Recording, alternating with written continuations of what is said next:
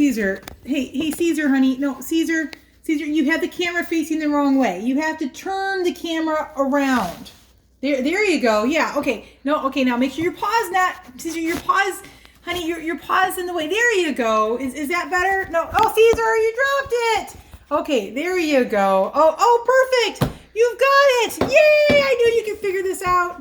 And look, it's Gary. Hi, Gary.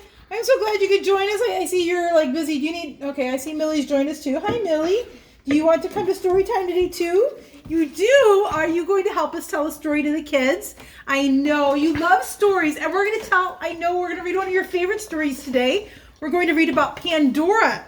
Yes, doesn't that sound like fun? No, you cannot drink Gary's coffee. That's for Gary. Yeah, I know, Gary. Here you go. Here you go. Hi, Millie. Okay, Gary's got his coffee. The dog is happy. Caesar's filming. What a great day. All we need is Larry, but poor Larry's at band camp. Did you guys know Larry plays an instrument? He plays a really good percussion, which is the drums, and he's banging away at band camp. So we had asked Caesar to film for us today, and Caesar's doing a great job. Thank you, Caesar. Gary, you ready for me to read to you? Because I can't read to Caesar because he's filming. Are you ready? Yeah. All right. Okay. Well, the story that I want to read today is about Pandora, and this is a myth. And if you don't know what a myth is a traditional story that was told to help explain the origin of our world, or about natural phenomena like why the sun moves across the sky, or where the oceans came from, or where lightning and thunder came from. And the Greek people in ancient times would tell stories about gods and goddesses that would cause all this havoc and explain everything.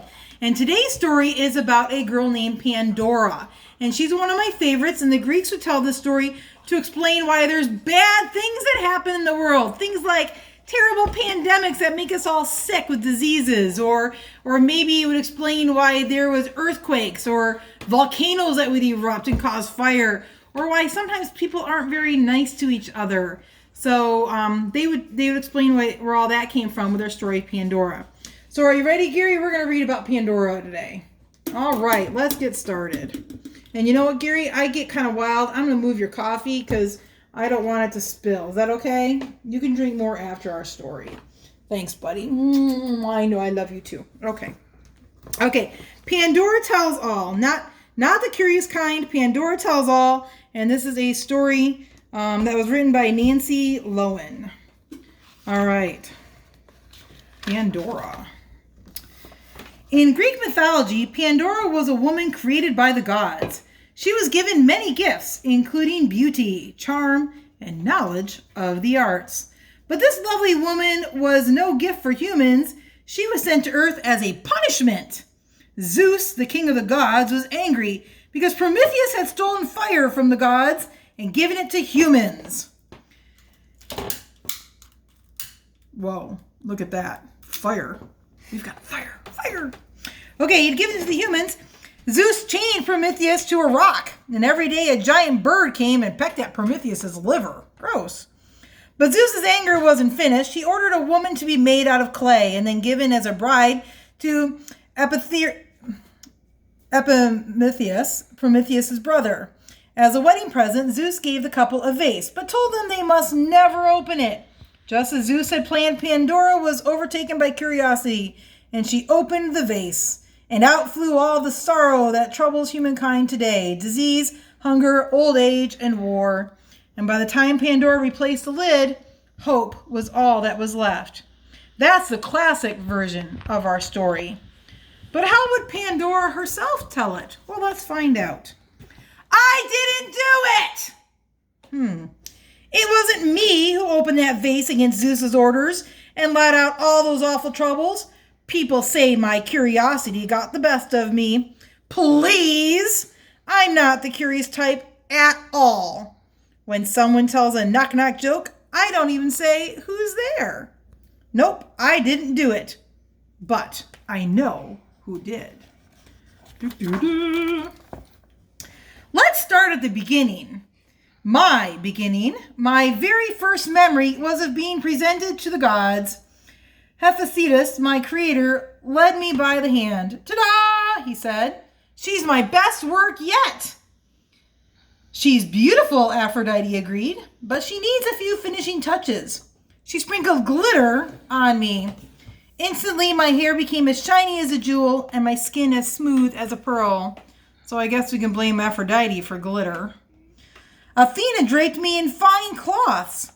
But looks aren't everything, she said. And then she touched my forehead, and my mind was suddenly whirling with images of fantastic needlework and paintings. And somehow I knew exactly how to create them. Wow, I need some of that inspiration when I do my crafts. Hermes simply winked at me, and I winked back. He had given me the gift of charm and cleverness. And then the graces came fluttering in, adding earrings and bracelets and a necklace.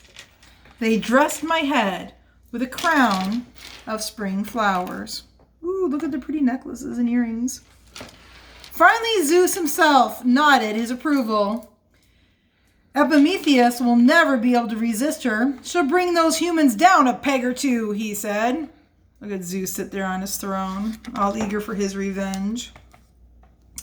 The next thing I knew, I was standing with Hermes in front of a home. Special delivery from Zeus, Hermes announced. Epithemius opened the door, a cat in his arms. His jaw dropped when he saw me. I think he might have drooled a little. Hermes nudged me, and my instincts kicked in. Hello, I'm Pandora, I said, batting my eyelashes. What a sweet cat! Thanks, Epithemius said shyly. His name is Cuddles. Hermes looked at his watch. Oops, gotta go. You kids have fun. Well, you can guess what happened next. Epimetheus and I fell in love and got married. Life was good, except for that cat. Oh, I loved Cuddles dearly, but he was always getting into trouble. He batted at my bracelets, and he helped me cook, sort of. He used his tail as a paintbrush. He got stuck in chests and often trapped in closets. And he tangled in my knitting. Look at this mess. Thanks a lot, Cuddles. One day soon, after we were married, we received a wedding gift from Zeus. It was a large, lovely vase, which had a lid. Maybe Zeus is finally getting over his grudge about my brother letting people have fire, Epimetheus said. I'm not so sure, I said after reading Zeus's note. He says we're not supposed to open the vase. Do you think he's up to something?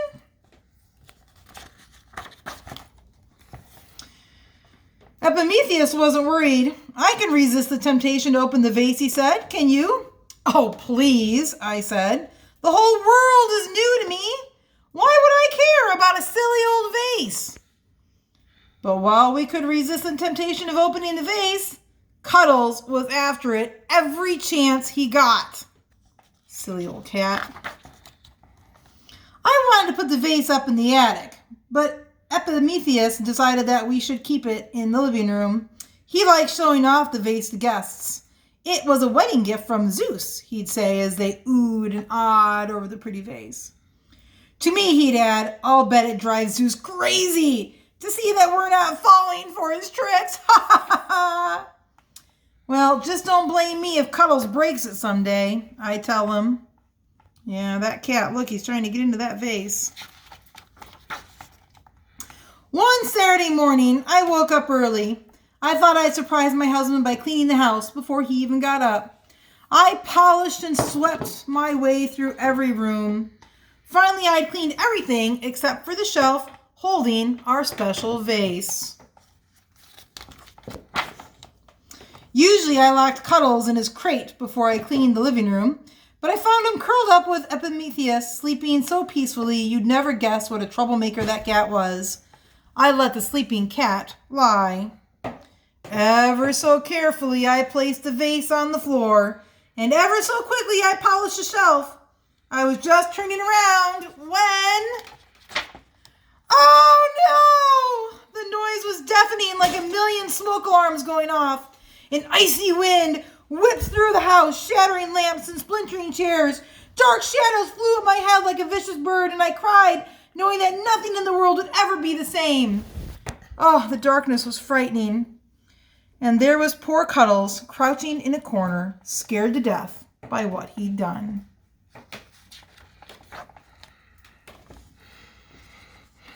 I groped around for the lid before I slammed it back onto the vase. I caught a glimpse of something glowing inside, like a tiny little sun. I knew that all was not lost, for inside the vase was hope. Just then the door exploded. The shadows flew out of our home and blackened the morning sky. And they were gone. Epimetheus dashed into the room. Pandora! Cuddles! Are you okay? I could have said, I told you so, to my husband. But I didn't. I was just so glad we were all safe. So you see, it wasn't my curiosity that changed the world. It was my cat's curiosity. Silly Cuddles. Not that Cuddles is curious anymore. Oh, no. No more chests or closets or vases for him. These days, he sticks to our laps instead. What a sweet cat. And that is the end of our myth story today. I hope you all liked that story about Pandora and her curiosity, or should we say her curious cat. It's amazing that her curiosity didn't kill her cat, nor did it kill the squirrel, right, Gary? Yeah, I know. All right. Did you enjoy our story, Gary? Yes? You want to go back to drinking more coffee? Yeah. Yeah, I thought so. All right. Well, and thank you to Caesar for filming our video for us today. We sure appreciate your help while Larry's at band camp.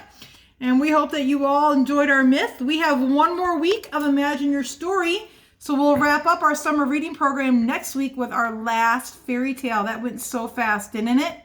But don't despair. We have lots more stories coming up for you to share with us. So stay tuned, everybody. We'll see you later. Bye.